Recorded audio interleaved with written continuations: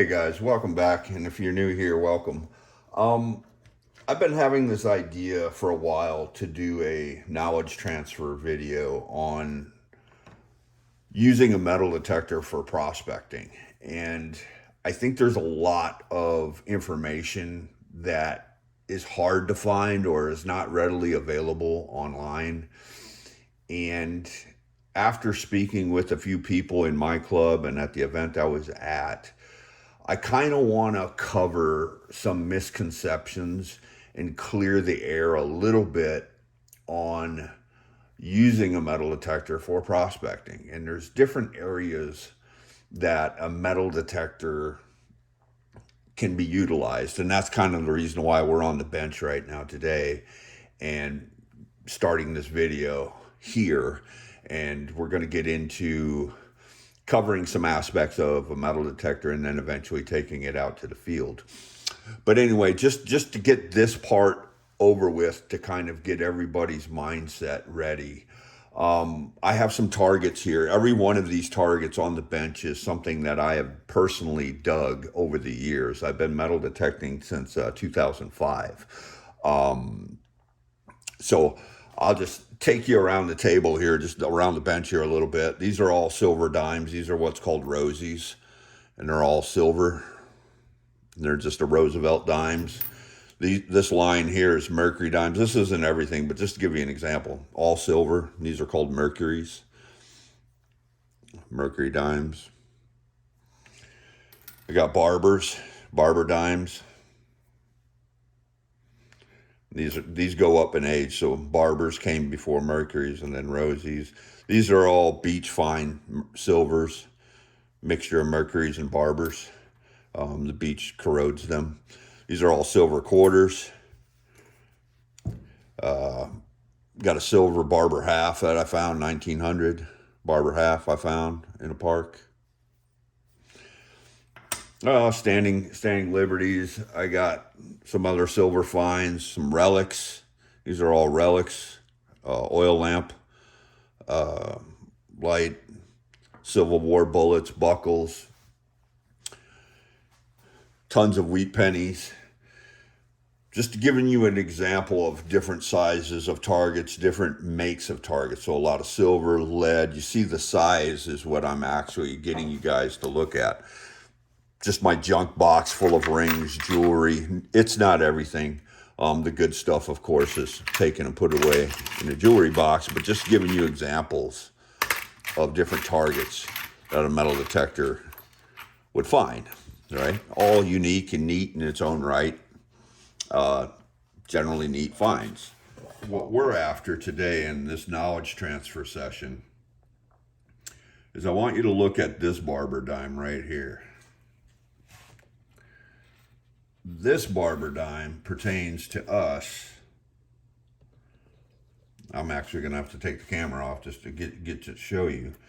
But what we have on top of this dime, you can see my finger in front of it, we got a piece of gold, and it's considered a picker, not a nugget. I got a little piece of lead split shot, just a piece of that, and I may actually cut that in half. And then I have a loop off of a necklace right there. Piece of gold jewelry, but that's just tiny. You see my fingernail next to it. But I want you to see the size of that gold flake right there compared to everything else we have on the table and how big some of this stuff is comparatively. If I put that bullet, or if I put, a silver quarter next to that, when it comes to gold prospecting, we're looking at the size of that little flake compared to that bullet, silver quarter, silver dime.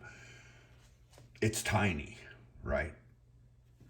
So I wanted to kind of just show that. I'm going to clear the bench here and we'll get the metal detector up here and we'll do some air testing that's going to pertain to prospecting with a metal detector.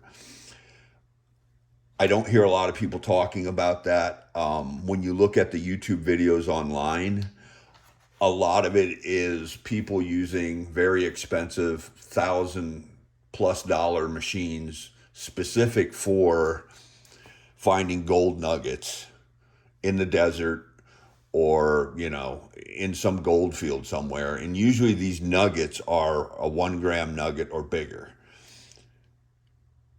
What we need to wrap our head around is we need to find something. We need to have a metal detector that's capable of finding something this small in a very hot environment. So I'll get into hot environment mineralization and features and functions of metal detectors. And I'll just quickly run through that just to give you guys some examples. And I'll let you guys hear what that sounds like and explain features and functions of a metal detector. Not any one brand. I know some of you already have a metal detector. Some of you may be looking into getting a metal detector if you're a prospector. I can explain some of the features and functions of metal detectors that will help you in your quest for finding gold. So let's do that. Let me clear the bench, and the next video I have my detector out here and we'll start explaining things. Be right back, guys. All right, guys. So just to kind of cover this, and we're going to get into getting your metal detector set up. And what we want to do, first of all, before we go out and prospect with a metal detector, just going to kind of cover a couple of things that you may or may not know. Beach hunting, saltwater beach hunting, and metal detecting in a creek or a river with a metal detector for gold are very similar. And when you're beach hunting, everybody's looking for this, right? Everybody's looking for the big gold rings, you know, big diamond rings, engagement rings, or whatever. That's a big chunk of gold. Most of your all-arounder metal detectors, and that's all I'm going to talk about today, and I'm talking about everything from the very inexpensive metal detector up to about $1,000. Usually the flagship all-arounder metal detector from the different manufacturers are like 1,000 and less. And what I want to do is break that down and explain to you the differences between what's a cheap metal detector and what's a more expensive one when it pertains to prospecting for gold. Because that's really why you guys clicked on this video, is prospecting for gold with a metal detector. But you have to have some knowledge transfer to understand that. And that's the reason why I have the targets that I have. And when you make a choice on a metal detector, it's about the features and functions. And to me, with my experience of metal detecting, it's more about the function than it is the features.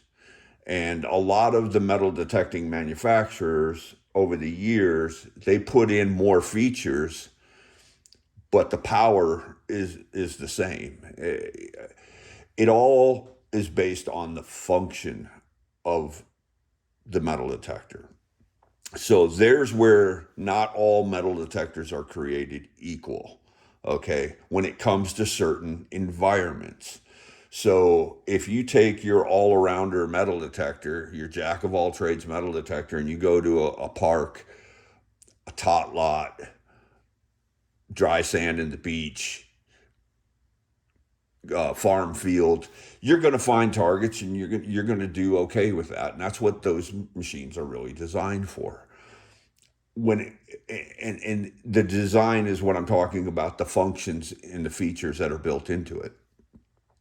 When it comes to gold detecting or prospecting with a metal detector, the one, like I said, beach and creek and river, and I'm going to have the second part of this, the last part of this video, we're going to put this into practice. What we have and what we're dealing with is a lot of mineralization. And we call that hot ground, or things with a lot of magnetite, ironstone. And it really drives a lot of metal detectors crazy. When you go out there, you turn it on. The same thing happens at saltwater beach in the wet salt sand with all the black sand and mineralization, quartz, everything like that. You turn it on, the machine goes wild. That's what that sounds like. You turn your detector on, and all of a sudden, no matter where you put it, it's all over the place. Now it sounds different, and I'll explain that in a minute. So EMI is all that chatter that you're dealing with.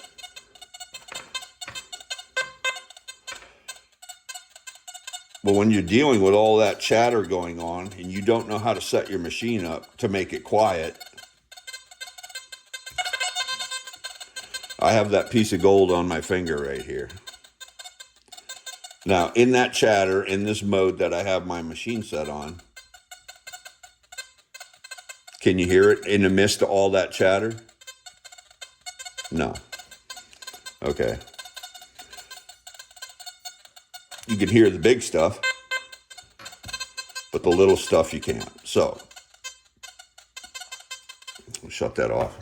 All right. So, the reason why I did that example is because you guys need to take the machine you have, if you have one, and you need to do these simple tests to figure out where your machine reacts to big targets versus small targets, EMI, hot ground. What a gold metal detector does, or what detectors that have the function built into them, is not so much the power and sensitivity, because what most people do when their machine, they turn it on at the creek or the river or the saltwater sand and it starts acting like that, they start lowering the sensitivity. And maybe that's all your machine has as far as a feature is a sensitivity to lower it. Lowering the sensitivity means you're going to not be able to pick up small stuff. You'll still be able to pick up the bigger stuff. So the program I was just in, where I was waving the little nugget over the coil and you couldn't hear it, but you heard the ring, was in a very low sensitivity program, stock program on my machine. So lowering the sensitivity, you're lowering the chances of finding anything small while still retaining something large. Large gold, for the most part, has all been found, and it's very hard to find. If you do find a piece of decent sized gold, which is doable, you see the people on YouTube and they're finding, nuggets. It's not impossible. It's just very likely to be unsuccessful.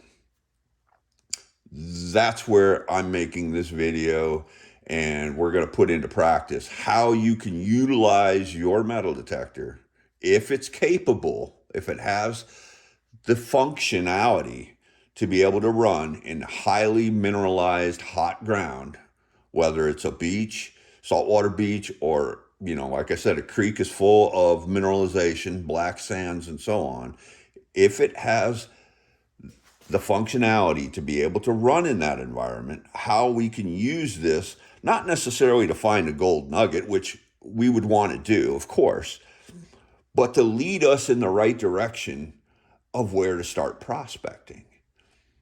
See, that's the key to using a metal detector for prospecting. Not just nugget shooting, which it's also capable of doing that, and so is many other machines. But what you want to do is your machine, does it have the features and functionalities to be used to help you prospect? That's the key. That's the key to what this video is about. All right, guys. So we're going to fire up the detector again, and I'm just going to explain to you. I'm not going to really talk about my brand of machine. This is something I want you guys, if you have a machine, to be able to do on your own. If anybody does have questions about my unit, and I chose it for function. I chose it for the functions, and I chose it second for the features, and third, I chose it because of the build design and how light it is, right? So all together, it's a wireless machine. The coil, the battery's built into the coil, the handle, it's super light, super sensitive. It is a gold machine, but it also is an all-arounder machine. It finds coins. I can take it to the park, beach, blah, blah, blah, blah. I'm not going to shill on it too much. But anyway, you take your machine, you come in, we're going to air test it first. So I'm going to turn my machine on, as you can see. And I'm going to put the speaker on so we can all hear it. And it's going to start chattering as soon as it fires up. All right, guys. Go back to my stock #1 setting. And this is called Coin Fast. And one of the features I like about this machine, or one of the reasons why I chose it, it gives me a ground level bar. You may have a mineralization bar. You may have some kind of bar that tells you the mineralization in the ground. 20 years ago, 30 years ago, we hunted by sound only. We didn't have those features or functions. But anyway, you can see the EMI going off, the machine's going crazy. And you can hear that. And this is the stock mode, 14 kilohertz. And here's a function and a feature that separate a lot of all-arounder machines. When you buy a machine, what kilohertz is it running at? What is it set at? And can you change that setting? I know multi-frequency machines simultaneously run a bunch of different frequencies at the same time. Single frequency machine like this one has one frequency. The difference is I can switch the frequency on this machine. So I'm 14.4. Now if I go to Coin Deep, still 14.4. You can hear the difference in sound. It's chattering, blah, blah, blah, difference in sound. Now I'm going to go to the Gold 1 program. This is running at 31.3 kilohertz. You hear how much quieter that got versus the Park coin programs, right? Now I'm going to go to the second Gold program. These are stock into my machine. This is running at this is running at 74 kilohertz. That's 74 kilohertz. So I can change the frequency in my machine. So when it comes to being able to quiet down a machine, instead of change, because my sensitivity is still at 90. I'm still at 92, I still can go up to 100. I can lower that. But that's still a pretty high sensitivity. And you can hear how much quieter that is. Very, very quieter.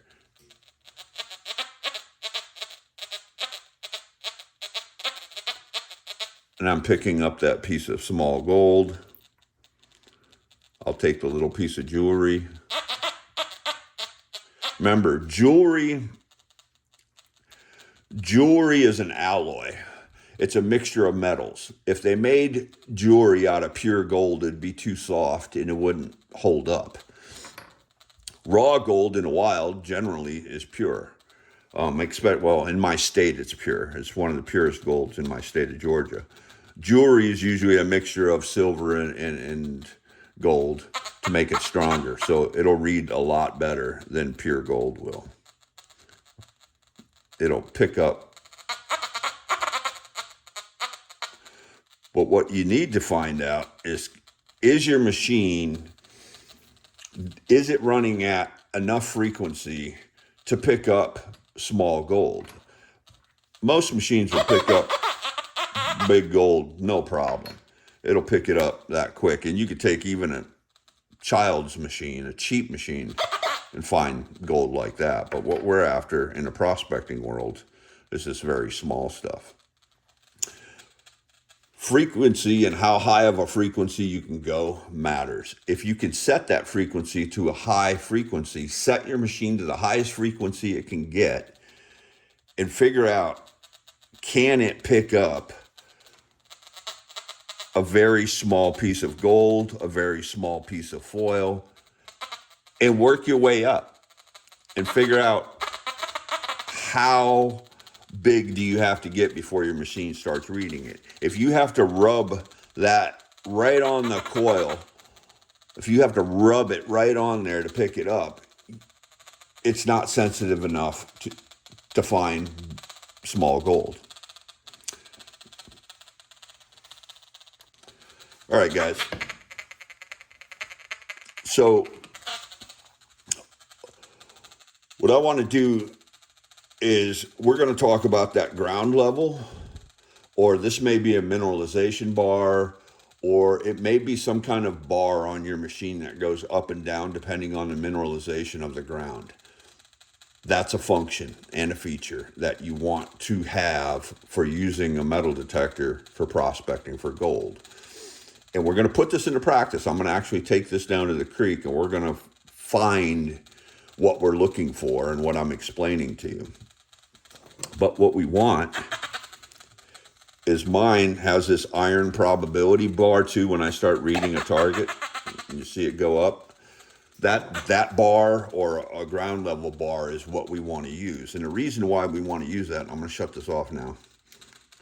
And the reason why we want to use that for prospecting is when we're in a creek area, when you're going to a creek for the first time that you've ever been there, or it's a new area, and you have your gold pan in hand, what this allows you to do is consolidate your efforts to find gold easier. Instead of covering large amounts of area, spending tremendous amounts of effort and energy to come up empty, what this can do, and what a metal detector can do for prospecting, is get you honed in on areas that have a higher probability. It's not a gold, it's not a silver bullet, but it's a higher probability of success without expending a ton of energy digging and guessing. That's where prospecting with a metal detector comes into play. And it really boils down to those mineralization bars that I showed you, those iron, it may be an iron bar mineralization, like I said. And what I do with my metal detector when I go to a new area, and a lot of this I don't have on video, but I'm going to make a video of this, is I'll take it down to the creek, stream, river, wherever I'm at, and start scanning, the sides of the creeks and the rivers and whatever, the bars, the gravel bars. And what it allows me to do is find where those heavy pockets are, because when the gravels are laying over the top of, say, bedrock or whatever, and leaves and debris and overburden, you don't see those depressions that gold falls down into and holds. You'll walk right over it. And unless you're just clearing out a whole area and running into it, you'll never know it's there.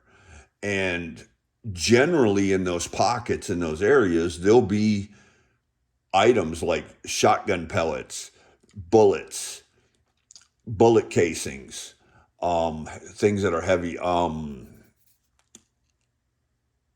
iron, pieces of iron, nails, anything like that you find in those pockets. So when you're scanning over there, even if you don't hear a target, even if you don't get a reading of a target, and all you're looking at is that mineralization bar going up or down, when it goes all the way up, check that area. And if there's a depression or a pocket in that gravel bar or on that bank or whatever, take a pan of it, take it over, pan it out.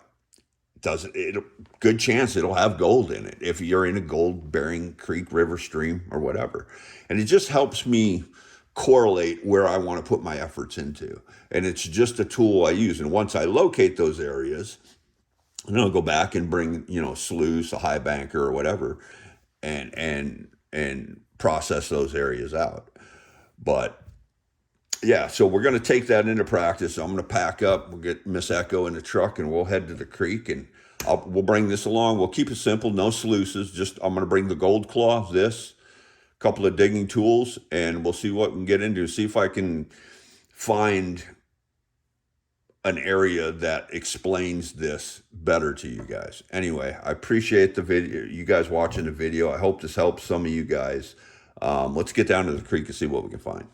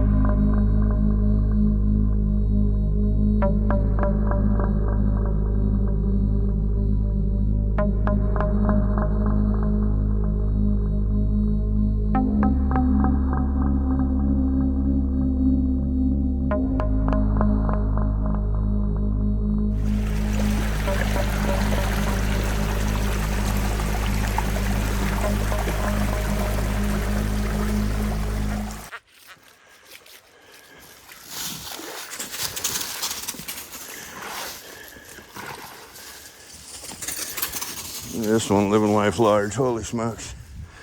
Cruising. Oh, big chunker. Holy smokes. That may be lead. It's heavy.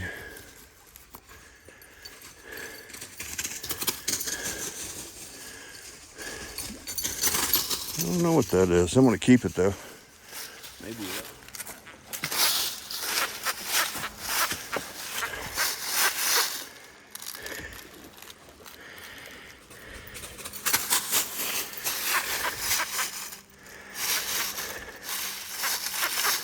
Another piece of iron.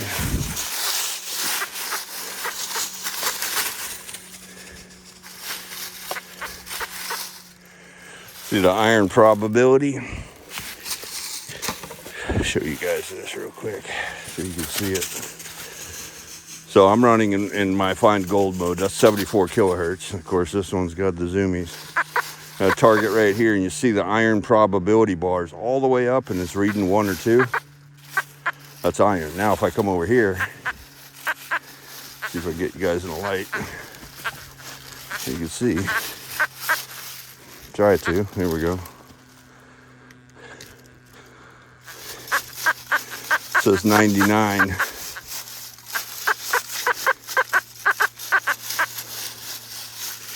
Ground level's really high right there. But it's coming right down off of this ledge. So, as you can see, now what I'm going to do, I'm going to brush this away. Now, you can see bedrock right here, right? We got a target right here. But what I want you to see, what it showcases where heavies are falling out of this creek into these pockets. Otherwise, you'd never see it with all the leaves.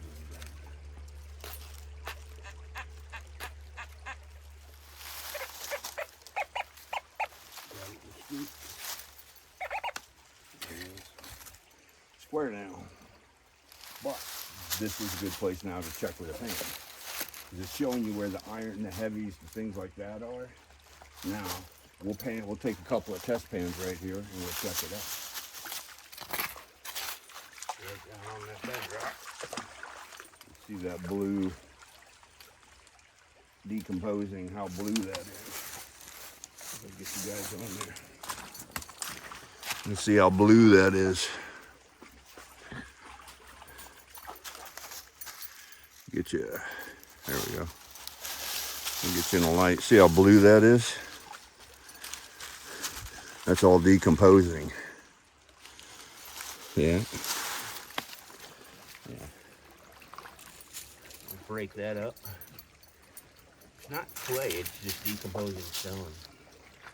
Good looking dirt though. I like this kind of dirt. Holds promise.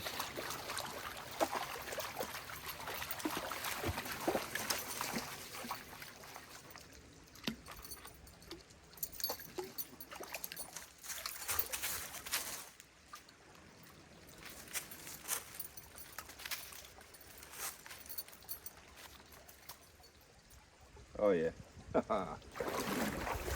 Got several specks in there, guys. Check this out. There's several nice specks in there. Let me get you in the light so you can see it. Oh yeah. That's a nice pan. That's a nice pan, guys. Look at that. Specks all in there. Just like I said. Perfect example, textbook example of why using a metal detector. Now we were right here, guys. I'm going to zoom you back out. Hold on. We were right there where the metal detector's at. And look at the speck count. And before that, we were up just a little further. Nothing. That goes to show you right there. That shows you right there.